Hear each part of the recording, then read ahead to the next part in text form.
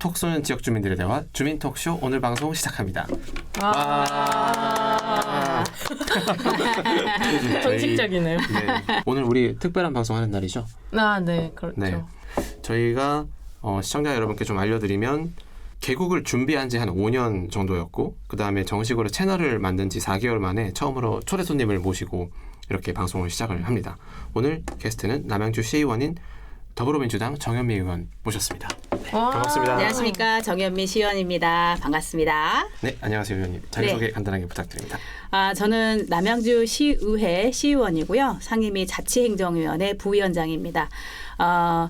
22년에 시의원에 당선되어서 지금 4년째 시의원으로 열심히 의정활동하고 있습니다. 사는 곳은 다산동이고요. 다산동의 지역구 시의원입니다. 네, 반갑습니다. 네, 혹시 저희 지역 주민이 어떤 회사인지 한번 짧게 설명드린 적이 있는데 네. 저희가 대통령이랑 국회의원을 웬만하면 다루지 않는 그런 컨셉으로 출발한 지역 언론이거든요. 네.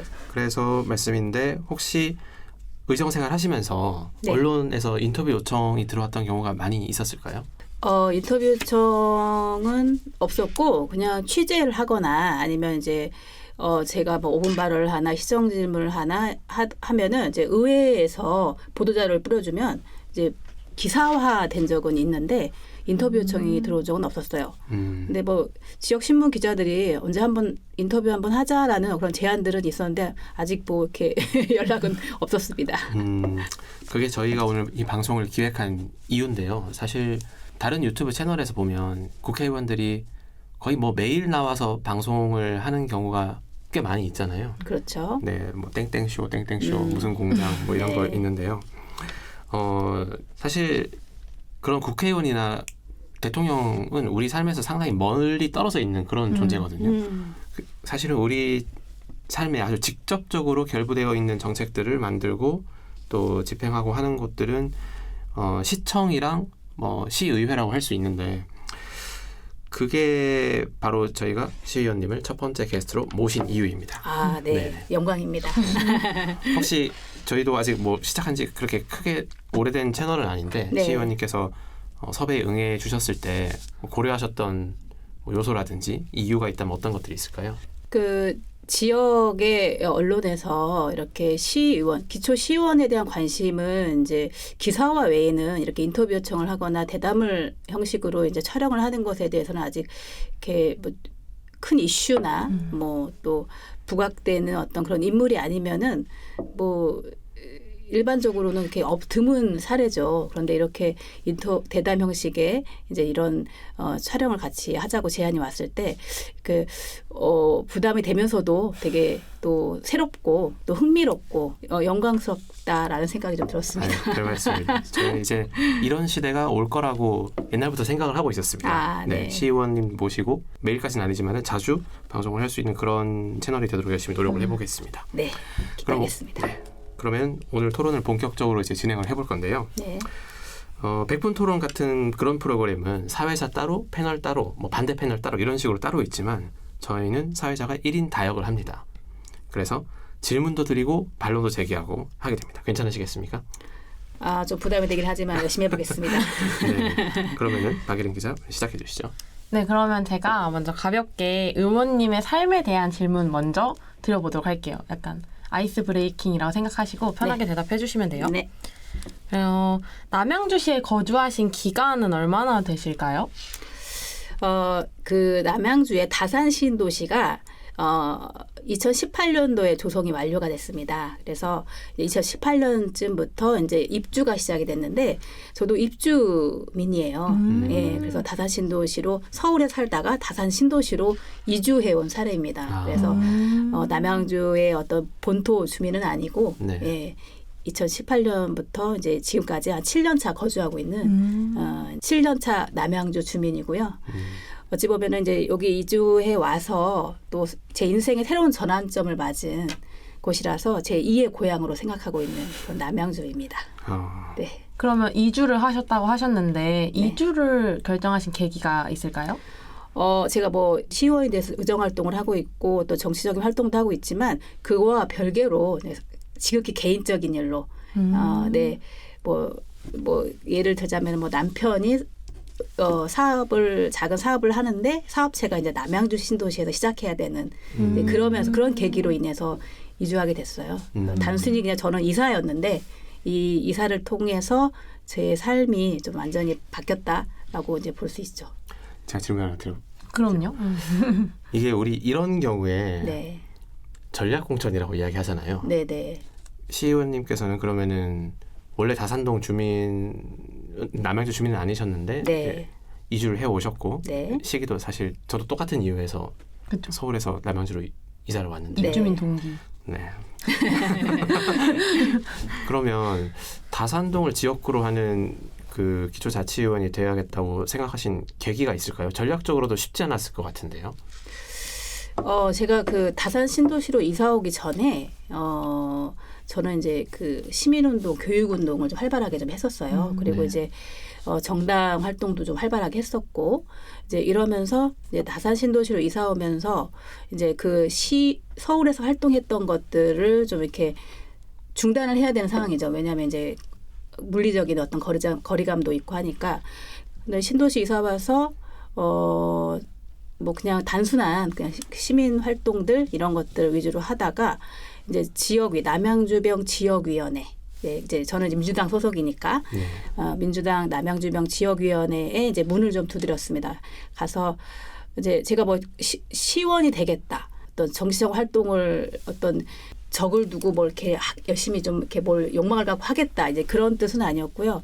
그냥 저는 워낙에 사회적인 활동들을 좋아하고 또 정치적인 활동들이 자연스럽게 몸에 배어 있기 때문에 당 생활을 좀 이렇게 하는 게 이제 당연하다고 생각을 했고 그래서 남양주병 지역에 가서 이제 활동을 하다 보니 이제 제가 저의 이전의 활동 이력들 이런 것들도 이제 조금씩 드러나고 이제 눈에 띄게 되고 저는 그러니까 좀 그 이전의 활동들을 통해서 어떤 인재형 공천을 받았다라고 저는 스스로 이렇게 생각합니다. 네. 네. 아 그러셨군요. 네. 당시에 경쟁자분들이 몇 분 정도 계셨나요? 같은 당 내에서? 현직 의원들이 계셨죠. 아 그런데도 공천하셨던 거예요? 네. 아 대단하십니다. 그러면 이제 정치인 이전에 어떤 삶을 사셨고 그 경험이 의원님의 의정 활동에 어떤 영향을 주고 있는지 알고 싶습니다. 제가 좀 전에도 말씀드렸듯이 저는 이제 그 다산 신도시로 이사 오기 전에 시민 활동가 그리고 교육 운동가로 활발하게 좀 활동을 좀 했었어요. 그래서 예를 들자면 이제 교육 운동가라고 하니까 어떤 활동인지 좀 궁금해하실 텐데 서울형 혁신학교가 네. 2012년도부터 좀 시작이 됐거든요. 지금도 지속되고 있습니다. 서울형 혁신학교가.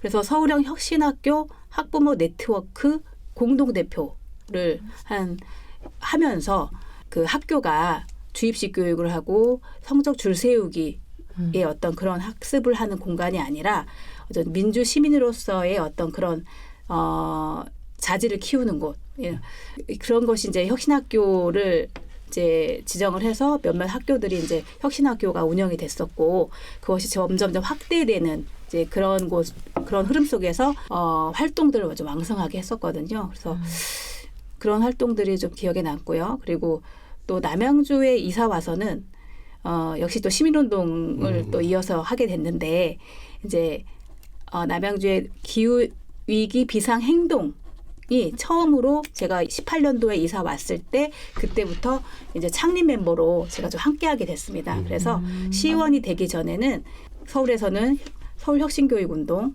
혁신학교 학부모 네트워크 공동대표로서 왕성하게 활동을 했고 그리고 남양주 이사 와서는 남양주 기후위기 비상행동에서 이제 약간 환경운동 비슷하게 이제 이런 것들을 좀 했었습니다. 네. 제가 몇 년 동안 그 시의회 회의록을 많이 찾아봤었는데 네. 기후 관련한 것에 대해서는 뭐 상임위원회 때문이겠지만 아직 특별히 적극적으로 정책을 제시하신 건 아직 없으신 거죠? 제가 5분 발언을 좀 했었습니다. 아, 5분 발언. 네, 그러니까 경기도에서 온실가스 감축인지 예산제라고 해가지고 이제 그거를 이제 시행을 조례도 제정이 됐고 탄소 중립과 그다음에 기후 위기를에 대응하는 그런 정책들을 이제 펼치는 그런 것들을 이제 경기도에서 물꼬를 트고 있었는데 이제 우리 남양주에도 시작을 해야 된다. 미리 대비를 해야 된다라는 그런 기후위기 온실가스 감축인지 예산제. 예. 그거에 대해서 남양주시도 이제부터 준비를 하고 대비를 해라라는 그런 5분 발언을 좀 했었죠. 그리고 조례를 좀 제정하려고 했었는데 탄소중립 조례, 남양주시 탄소중립 조례를 제정을 하려고 이제 준비를 했었는데 이게 상임위가 아니다 보니까 이제 복지환경위원회에서 또 주도를 해야 되는 어떤 그런 게 있어서 다른 의원님께서 그 조례를 대표 발의하셨습니다. 네. 근데 지금 말씀하시는 거 들어보니까 네. 굉장히 말씀을 잘하시는데 네. 그니까요. 그래요? 네. 이거 아니고. 이게 보통은 이제 같은 문장 많이 반복도 하시고 맞아요. 그렇게 되거든요. 네. 근데 뭐 아무래도 연설을 많이 하셔서 그런지 네. 경험이 되게 많으신 것 같아요. 그래서 연설 관련해서 사실은 이게 일반 시민분들이 잘 모르는 부분인데 처음에 막 이제 선거운동 할 때 연설을 되게 많이 하게 되잖아요. 네. 그럼 대중연설 이 기회가 그 전에 없으셨을 것 같은데 네. 처음에 그 연설 같은 걸 할 때 네. 준비를 어떻게 하시나요? 집에서 막 역할극 같은 것도 하시고 뭐 그렇게 하시는 건지 아니면은 누가 어떤 코치가 있으신 건지 떨지는 않으셨는지 그런 것도 궁금하네요.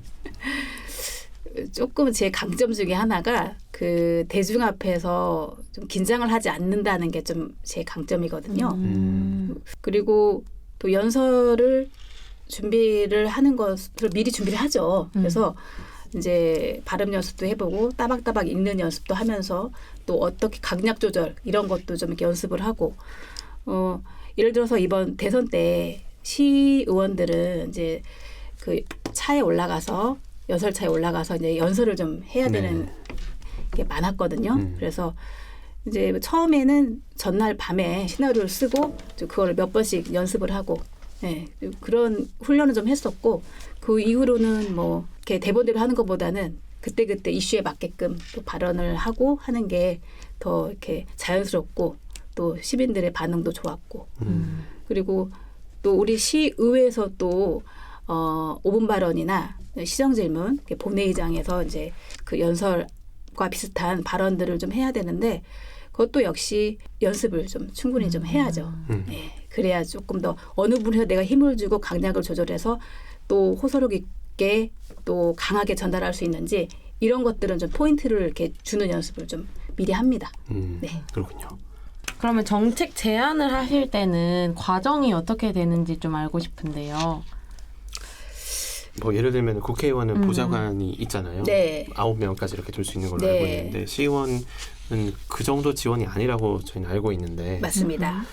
이게 이 의원님의 개인적인 경험에서 정책 아이디어가 출발하는 건지 아니면은 누군가가 이게 필요하다 하고 막 민원을 엄청 많이 넣어가지고 네. 거기서 관심을 갖기 시작하시는 건지 뭐 그런 것들 좀 궁금합니다. 네. 우선은 이제 다른 지자체의 사례들을 좀 많이 살펴봐요. 그러니까 그 지자체에는 있는데 우리 지자체에는 부족한 부분들, 부족한 어떤 정책들, 조례들 이런 것들을 좀 이렇게 살펴봐서 우리 시에도 필요하다라고 하면은 뭐 조례 제정이라던가 아니면 정책 제안을 좀 하는 편이고 제 특이사항이라고 하면은 저는 이렇게 사회 단체 또는 시민들과 간담회를 좀 하거든요. 네.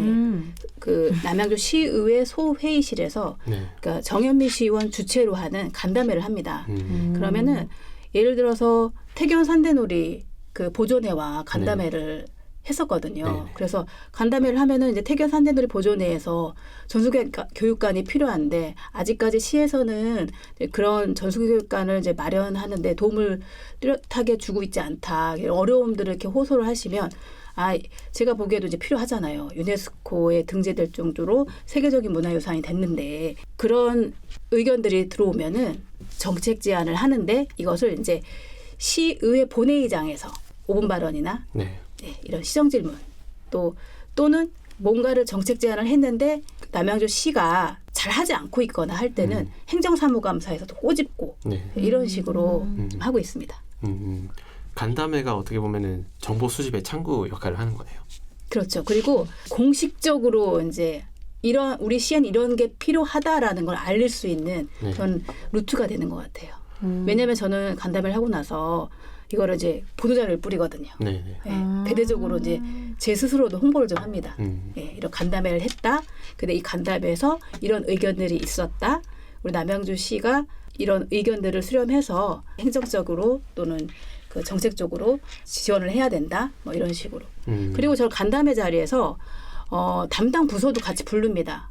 태교한 산대놀이 보존회 이렇게 쭉 몇 분 앉으시고 그리고 저는 이제 가운데 앉겠죠. 그리고 이쪽에는 이제 관련 부서 예를 들어서 문화교육부, 문화관광과 뭐 이렇게 집행부 과장 또 주무관들 팀장들 와가지고 같이 배석을 시켜서 꼭 경청하게 합니다.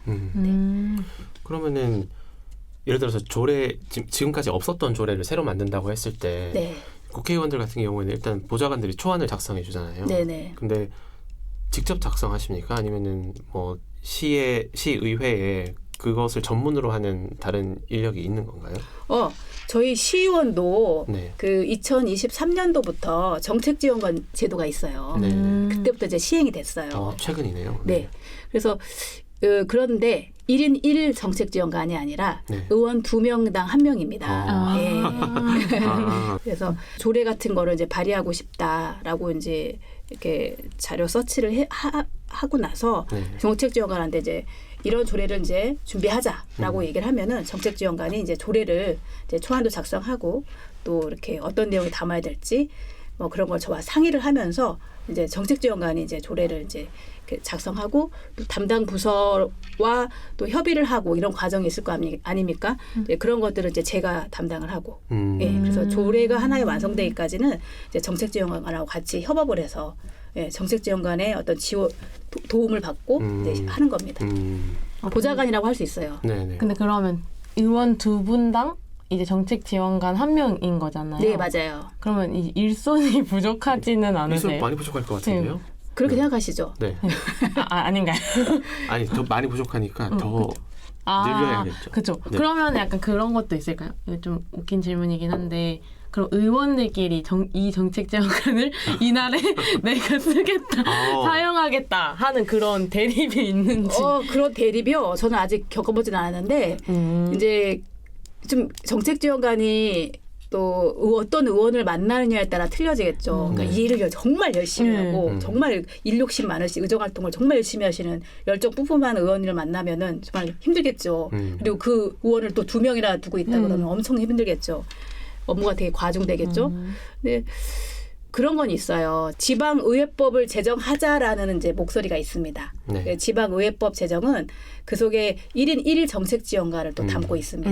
네. 그러니까 의회가 지자체에서 예산이나 어떤 그런 예산 등 여러 가지를 이제 독립하는 거예요. 그래서 지방의회법이 제정되면 이런 법적 제도가 마련이 되면은 우리도 1인 1 정책지원관 제도를 할 수가 있거든요. 왜냐하면 예산을 우리가 알아서 쓸 수가 있으니까. 그래서 그런 지금 목소리들이 이제 높이 나오고 있고 또 그거에 공감하시는 국회의원이 있어서 이제 의회법을 제정하려고 이렇게 노력하시는 국회의원님도 계십니다. 그래서 1인 1 정책 지원관 제도가 좀 시행이 되면은 이제 이런 어려움들이 좀 없을 것이고 지원관이 의원 2명을 같이 이제 일을 보다 보니까 좀 약간 깊이가 없거나 아니면 그 의원의 어떤 강점이라던가 의원의 그 일을 추진하는 데 있어서 조금 더 많은 에너지를 쏟지 못하는 그러니까 분산되니까요. 예. 의원의 니즈를 정확히 파악해서 그거에 맞게끔 지원을 할 수가 없을 거라는 이제 그런 한계가 있죠.